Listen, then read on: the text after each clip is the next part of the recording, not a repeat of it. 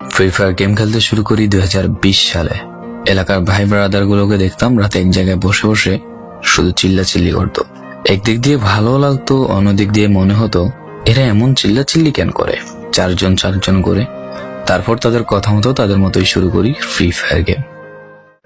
প্রথম দিন গেম খেলে রাত জেগেছি 11টা, যেটা ছিল রাত জেগার প্রথম কারণ এবং প্রথম ভালোবাসা। এলাকার বন্ধুরা মিলে রাত হলেই আড্ডার আসর দিয়ে বসতাম আর শুরু করতাম গেম খেলা।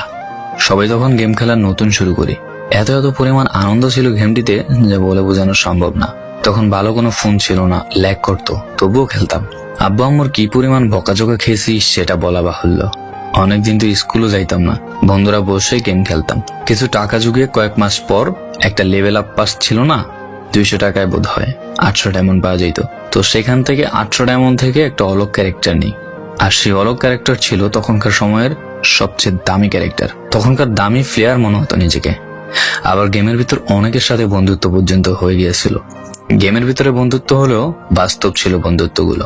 তখন ফ্রি ফায়ারে ডু পার্টনার সিস্টেমটা ছিল না, তাই কোনো মেয়ে গেমেও ছিল না। তারপর যখনই মেয়েরা গেমটা শুরু করে তখনই আস্তে আস্তে গেমের আনন্দ নষ্ট হয়ে যায়। অনেক বেশি র্যাম প্রয়োজন হতো, তো তাই গেমটা খেলতে ভালো একটা ফোনের প্রয়োজন হইতো।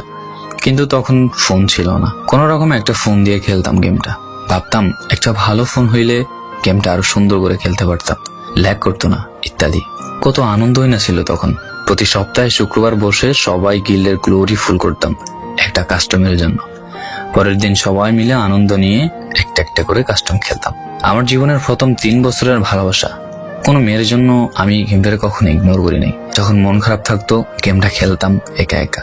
একটা ভয় পাইলেই তৎক্ষণাৎ মন ভালো হয়ে যাইতো। মুখে সব সময়